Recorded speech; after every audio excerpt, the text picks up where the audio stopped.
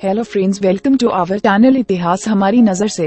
हिंदू धर्म का इतिहास बहुत प्राचीन है। हिंदू धर्म के इस चैनल में हम आपको बताएंगे कि आखिर में हिंदू धर्म का क्रमशः इतिहास क्या है। इसी तरह आज की हमारी वीडियो का विषय है महाभारत के बारे में। हम सभी कुछ न कुछ जरूर जानते हैं, लेकिन ये कथा सिर्फ कौरव व पांडवों के युद्ध तक ही सीमित नहीं है। महाभारत की कथा जितनी बड़ी है उतनी ही रोचक भी है। कौरव व पांडवों के अलावा भी इसमें अनेक राजाओं की रोचक व प्रेरणादायी कहानियाँ पढ़ने को मिलती हैं। शास्त्रों में महाभारत को पांचवां वेद भी कहा गया है। इसके रचयिता महर्षि कृष्णद्वैपायन वेद व्यास हैं। इस ग्रंथ में कुल 1,00,000 श्लोक हैं, इसलिए इसे शुद्ध शास्त्री संहिता भी कहते हैं। आज हम आपको इस ग्रंथ की कुछ रोचक बातें बता रहे हैं, जो इस प्रकार हैं। नंबर 1, पांडवों ने द्रौपदी के लिए बनाया था ये नियम। द्रौपदी से विवाह के बाद एक दिन नारद मुनि पांडवों से मिलने आए। उन्होंने पांडवों को बताया, प्राचीन समय में सुंदुपसुन नामक 2 राक्षस भाई थे। उन्होंने अपने पराक्रम से देवताओं को भी जीत लिया था,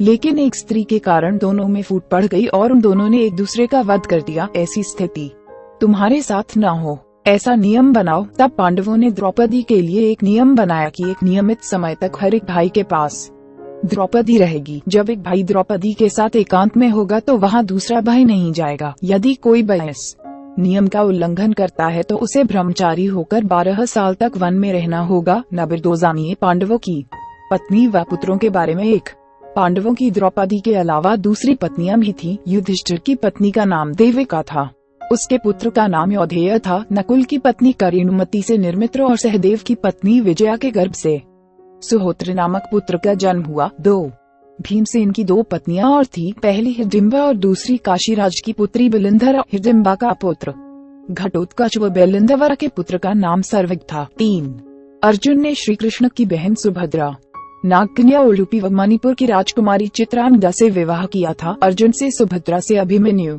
उलूपी से इरावान और चित्रांगदा से बब्रुवाहन नामक पुत्र थे। 4, द्रौपदी को 5 पांडवों से एक एक पुत्र था। युधिष्ठिर के पुत्र का नाम प्रतिविंध्या, भीम के पुत्र का नाम सुत्सोम, अर्जुन के पुत्र का नाम श्रुतकृमा, नकुल के पुत्र का नाम शतानिक तथा सहदेव के पुत्र का नाम श्रुतसेन था। नंबर 3, अर्जुन ने तोड़ा था नियम। एक बार एक ब्राह्मण रोता हुआ अर्जुन के पास आया। उसने बताया कि उसकी गायों की डाकू ले जा रहे हैं। अर्जुन के अस्त्र शस्त्र उस समय युधिष्ठिर के महल में थे और वे द्रौपदी के साथ एकांत में थे। नियम के अनुसार अर्जुन युधिष्ठिर के महल में नहीं जा सकते थे, लेकिन उन्होंने ब्राह्मण की सहायता के लिए वह नियम तोड़ दिया और अपने अस्त्र शस्त्र लेकर डाकुओं से गायें वापस ले आए। नियम तोड़ने के कारण अर्जुन 12 वर्ष के वनवास पर चले गए। वनवास के दौरान जब एक दिन अर्जुन सौभद्र तीर्थ में स्नान कर रहे थे, तभी उनका पैर एक मगरमच्छ ने पकड़ लिया। अर्जुन उसे उठाकर ऊपर ले आए। उसी समय वह मगरमच्छ एक सुंदर अप्सरा बन गई। उसने अर्जुन को बताया कि एक तपस्वी ने मुझे और मेरी सखियों को श्राप देकर मगर बना दिया था। अब आप मेरी सखियों का भी उद्धार कर दीजिए। इस तरह अर्जुन ने उस अप्सरा की सखियों का भी उद्धार कर दिया। नंबर 4, अग्निदेव ने अर्जुन को दिया था गांडीव धनुष। एक बार भगवान श्री कृष्ण और अर्जुन यमुना तट पर बैठे थे। उसी समय वहाँ ब्राह्मण के रूप में अग्निदेव आए और उन्होंने अपना परिचय देते हुए कहा कि मैं खांडव वन को भस्म करना चाहता हूँ,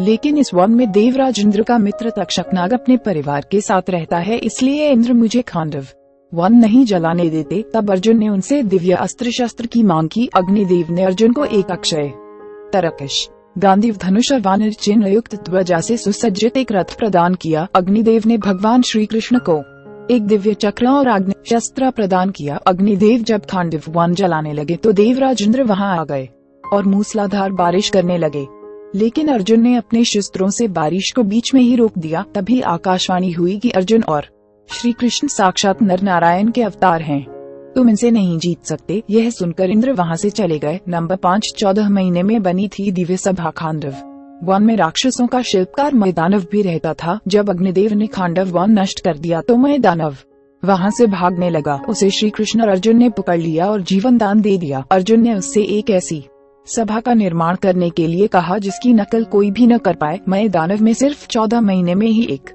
दिव्य सभा का निर्माण कर धर्मराज युधिष्ठिर को भेंट कर दी। वह सभा 10,000 हाथ लंबी और चौड़ी थी। दानव की आज्ञा से 8,000 किंकर राक्षस उस दिव्य सभा की रखवाली और देखभाल करते थे। उस सभा में एक सरोवर भी था। देखने पर वह भूमि जैसा ही लगता था। अनेक लोग उसे देखकर धोखा खा जाते थे। दानव ने भीम को सोने की एक दिव्य गदा भेंट की, साथ ही अर्जुन को देवदत्त नामक एक दिव्य शंख भी उपहार में दिया। नंबर 6 चीरहरण के समय हुए थे अपशकुन। जिस समय दुशासन द्रौपदी का चीरहरण कर रहा था, उसी समय धृतराष्ट्र की यज्ञशाला में बहुत से गिद्धड़ इकट्ठे होकर हुआ हुआ करने लगे, गधे रेंगने लगे और पक्षी उड़कर चिल्लाने लगे। यह कोलाहल सुनकर गांधारी डर गई। विदुर और गांधारी ने घबराकर इसकी सूचना राजा धृतराष्ट्र को दी। कुछ सोच विचार कर धृतराष्ट्र ने द्रौपदी को समझाते हुए कहा कि बहू, तुम परम पतिव्रता हो, तुम्हारी जो इच्छा हो मुझसे मांग लो। द्रौपदी ने धृतराष्ट्र से वर मांगा कि सम्राट युधिष्ठिर कौरवों की दास्ता से मुक्त हो जाएं। धृतराष्ट्र ने द्रौपदी को दूसरा वर मांगने के लिए कहा। तब द्रौपदी ने भीम, अर्जुन, नकुल व सहदेव को भी कौरवों की दास्ता से मुक्त करने के लिए कहा। धृतराष्ट्र ने ऐसा ही किया।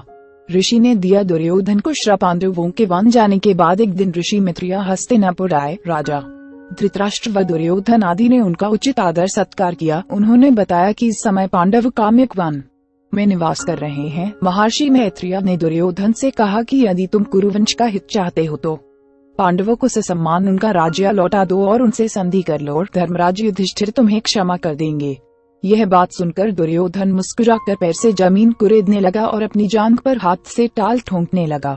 दुर्योधन की उद्दंडता देखकर ऋषि मित्रेय ने उन्हें श्राप देते हुए कहा कि मूर्ख दुर्योधन, तेरे इस द्रोह के कारण कौरवों और पांडवों में घोर युद्ध होगा। उसमें भीमसेन गदा से तेरी जांघ तोड़ डालेंगे। 8 द्रौपदी का वध करना चाहते थे कीचक के भाई। महाभारत के विराट पर्व के अनुसार अज्ञातवास के दौरान द्रौपदी सैरंध्री के रूप में विराट नगर की रानी सुदेष्णा की सेवा करती थी। एक दिन विराट नगर के सेनापति कीचक ने द्रौपदी को देखा और उस पर मोहित हो गया। उसने द्रौपदी के साथ दुराचार करने का प्रयास भी किया, लेकिन द्रौपदी बच गई। तब द्रौपदी ने भीम से कीचक का वध करने के लिए कहा। भीम ने योजना बनाकर कीचक का वध कर दिया। जब कीचक के भाइयों को इस बात का पता चला तो उन्होंने द्रौपदी को इसका जिम्मेदार बताया और कीचक के शव के साथ उसे भी जलाने के लिए शमशान भूमि तक ले गए। वहां भीम ने उन सभी का वध कर दिया और द्रौपदी को उनके बंधन से मुक्त कर दिया। हम उम्मीद करते हैं कि आपको इस चैनल के माध्यम से रोचक जानकारियां दे सके। आप अपने सुझाव हमें कमेंट में भेजिए और अगर आप किसी कहानी या तथ्य के बारे में जानकारी चाहते हैं तो वो भी हमें कमेंट बॉक्स में भेजिए और हमारे चैनल को सब्सक्राइब करें। धन्यवाद।